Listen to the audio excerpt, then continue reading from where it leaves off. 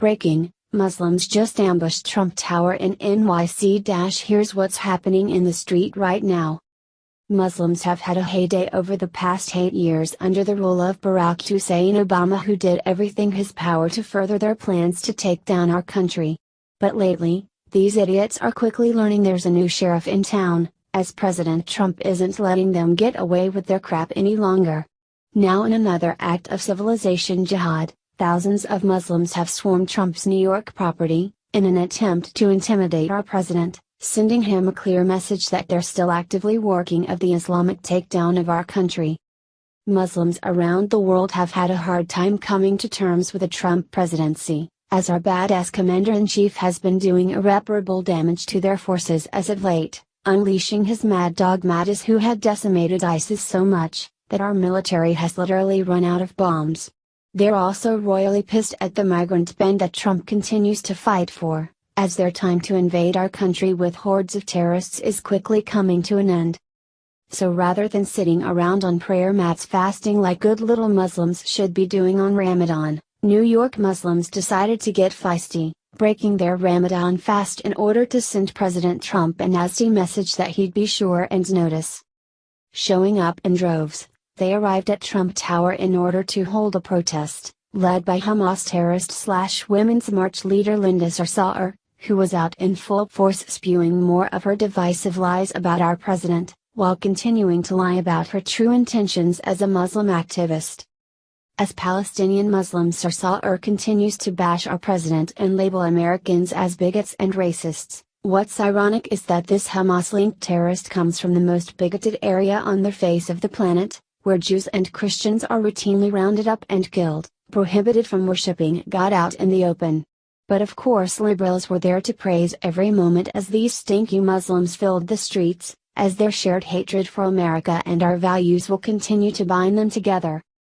During Sarsour's speech, she took a line straight from Obama, spewing the propaganda that Muslims were the ones to build America. "We as Muslim Americans are here to stay. This country was founded and built on the backs of Muslims and black people," Sarsour said. "Islam is not a foreign entity to this United States." Seriously, bitch. If you call running 7-Eleven convinced stores building America, you truly have warped sense of reality, but I digress. Other loudmouth bigoted Muslims were there present to bash our president and Americans, as they continued to paint anyone who doesn't appreciate their 6th century religion as bigots and racists. Every day American Muslims are confronted with bigotry and hate while commuting to work and school, applying for jobs, practicing their faith and simply living their lives, said Anu Joshi, deputy director of the New York State Immigrant Action Fund, when the group was ready to begin iftar. CNN reported. Two advocacy groups, Empower Change and the New York State Immigrant Action Fund, invited community members Thursday to protest President Donald Trump's continued xenophobic policies. This time they were not chanting or carrying signs, but gathering for iftar. It's the first meal eaten by Muslims after sunset during Ramadan, the Muslim holy month of fast and prayer.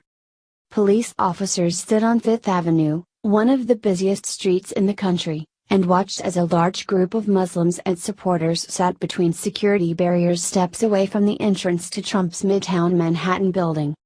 If these morons really think they're going to intimidate President Trump by swarming his property, they have a whole different thing coming.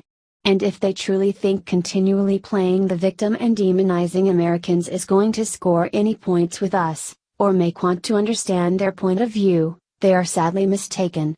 If they truly want to be accepted into our society, they need to start differentiating themselves from the Muslim extremists, instead of constantly whining about the American people discriminating against them.